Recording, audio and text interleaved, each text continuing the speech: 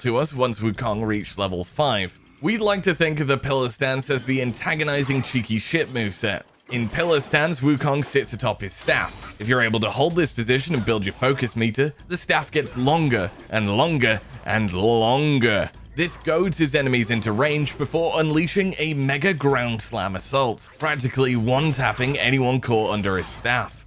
Pillar was our favorite stance. We found ourselves giggling as we squared up to foes perched safely atop our 20-foot tall long staff like some sort of immovable heckling arse hat. The third moveset is Thrust Stance. It was still quite far out of reach when our time with the game came to a close, only becoming available if we hit level 20.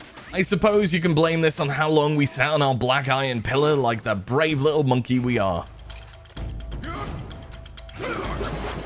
Some final notes on combat are the spells and shape-shifting abilities on offer in Black Myth Wukong.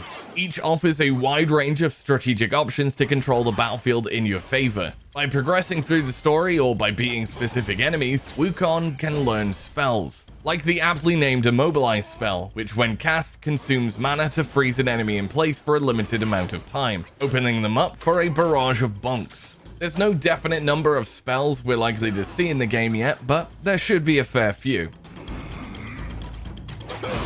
Wukong, of course, is known for his shape-shifting ability. In Black Myth, he uses these transformative skills to replicate certain special enemy Yaoguai. In this demo, once we managed to best a flame-wielding daddy of a mini-boss, Wukong could adopt their physical form, weapon, and powerful attack patterns for a limited time, being able to shift into Yaoguai whenever things got spicy, or when we fancied capitalizing on an immobilized foe, varied the combat and elevated the whole experience.